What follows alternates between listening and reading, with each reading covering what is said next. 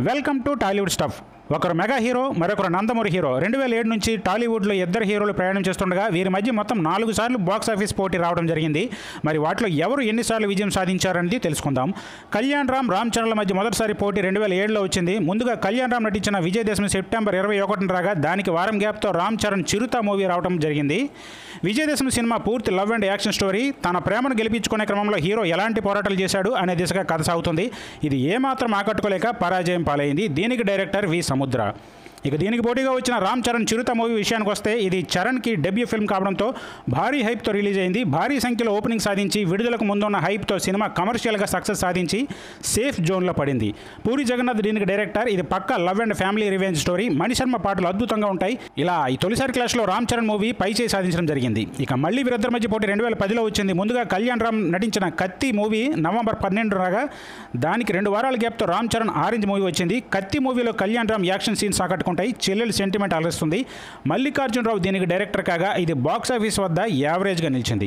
ఇక దీనికి పోటీగా వచ్చిన రామ్ చరణ్ ఆరెంజ్ మూవీ మాత్రం పూర్తిగా బెడిసికొట్టింది.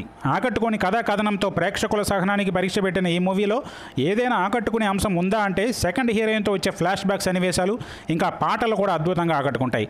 జెన్నిలియా క్యారెక్టర్ సినిమాకి ప్రధాన మైనస్ కాగా భాస్కర్ డైరెక్ట్ చేసిన ఈ మూవీ పరాజయం పాలింది. ఇక మూడోసారి వీరి మంచి పోటీ 2015లో వచ్చింది. ముందుగా బ్రూస్లీ సినిమాతో రామ్ చరణ్ అక్టోబర్ 16 రాగా దానికి 2 వారాల గ్యాప్తో అక్టోబర్ 30న కళ్యాణ్ రామ్ షేర్ మూవీ వచ్చింది. బ్రూస్లీ మూవీ సీను వైట్ల డైరెక్షన్లో వచ్చిన రెగ్యులర్ మాస్ కమర్షియల్ ఫిల్మ్ అయితే కథనం బోరింగ్గా కొనసాగడంతో ఆశించిన రిజల్ట్ పొందలేక పరాజయం చూసింది. ఇక కళ్యాణ్ రామ్ మూవీ షేర్ విషయానికి వస్తే ఇది బాక్స్ ఆఫీస్ వద్ద ఏమాత్రం సందడి చేయలేకపోయింది. తనకు నచ్చింది ఎవడైనా లాగేసుకుంటే వాడికి నచ్చింది నేను దూరం చేస్తా అంటూ విలన్, ఇక తనకు నచ్చిన దానికోసం ఎంత రిస్క్ అయినా చేస్తా అంటూ హీరో, ఇలాంటి 2 క్యారెక్టర్స్ మధ్య వచ్చే పోటాపోటీ సన్నివేశాలతో సినిమా కొనసాగుతుంది. కథనం లోపంతో ఇది బాక్స్ ఆఫీస్ వద్ద బెడిసికొట్టింది. ఇలా ఈసారి క్లాష్లో ఇద్దరు హీరోల సినిమాలు ఫ్లాపుల్ని ఎదుర్కొన్నాయి.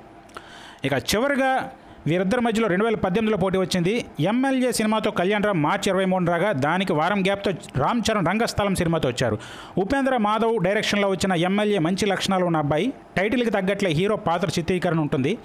ఎమ్మెల్యే కావడం కోసం తన ప్రేమను గెలిపించుకోవడానికి హీరో చేసే ఫీట్లు బాగుంటాయి. ఫైనల్గా ఇది యావరేజ్గా నిలిచింది. ఇక దీనికి పోటీగా వచ్చిన రంగస్థలం రామ్ చరణ్కి మంచి బూస్టప్ అని చెప్పాలి. ఈ మూవీలో ఇతని రేంజ్ అమాంతం పెరిగిపోయింది. విలేజ్ బ్యాక్డ్రాప్లో నడిచే ఈ కథ చక్కటి ఫ్యామిలీ బాండింగ్తో పాటు ఆకట్టుకునే లవ్ కాన్సెప్ట్తో తెరకెక్కింది. ముఖ్యంగా దేవిశ్రీ పాటలు అదనపు బలాన్ని చేకూర్చాయి. సుకుమార్ డైరెక్షన్లో వచ్చిన ఈ మూవీలో చరణ్ యాక్టింగే హైలైట్. ఫ్రేమ్ టు ఫ్రేమ్ కథను భుజాలపైన వేసుకుని రామ్ చరణ్ ముందుకు నడిపించిన విధానం ఆకట్టుకుంటుంది. నాన్ బాహుబలి ఇండస్ట్రీ హిట్గా నిలిచింది ఈ సినిమా. ఇలా చివరిసారి క్లాష్లో రామ్ చరణ్ భారీ హిట్ అందుకున్నారు. మరి ఈ వీడియో మీకు నచ్చితే లైక్ చేయండి, షేర్ చేయండి, కామెంట్ చేయండి, అలాగే ఛానల్ని సబ్స్క్రైబ్ చేసుకోండి.